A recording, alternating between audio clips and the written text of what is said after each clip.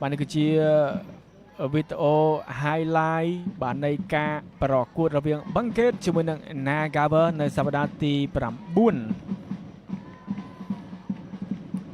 បាទយើងឃើញថាមានត្រឹម2គ្រាប់តែប៉ុណ្ណោះនៅក្នុងការប្រកួតថ្ងៃនេះ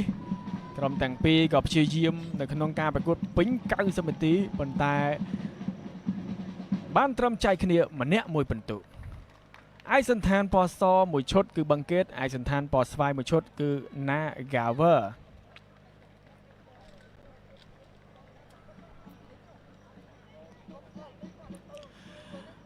លោកអញ្ញាកណ្ដាលលោកអ៊ីវទីណាក៏ផ្លុំកញ្ចែចាប់ផ្ដើមការប្រកួតនៅក្នុងវគ្គទី1ការកែបាល់ចេញពីក្រុមម្ចាស់ផ្ទះគឺ Bangkit FC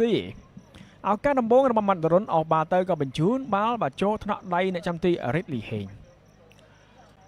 ឱកាសកន្លែងនេះរបស់ Nagaver លូកាសបាទៀងចុះទីឡើងក៏ទាត់ស្ដាំជួយបានពីកយសាលីមឱកាសកន្លែងនេះរបស់អ៊ីវសវណ្ណរាទាញទាត់ស្ដាំក៏បុកនឹងខ្សែការពារ Matthew Martin ក៏ចេញទៅខាងក្រៅ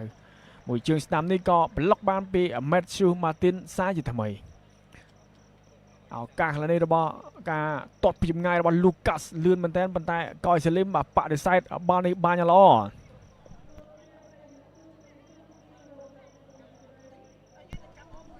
បាទយើងឃើញថាលោកអញ្ញាកណ្ដាលលោក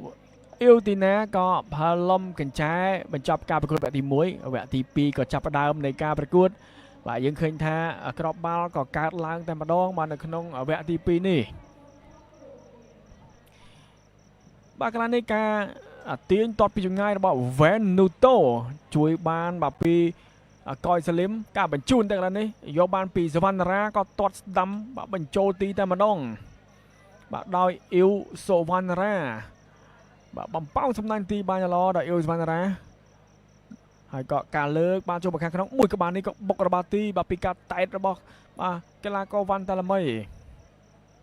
ការទាញទៅកន្លែងនេះហើយក៏កាត់បាល់ចូលមកខាងក្នុងបុកនឹងយ៉ាបាឡាប៉ុន្តែបាល់ក៏ខ្ទាតបាត់ចេញទៅខាងក្រៅ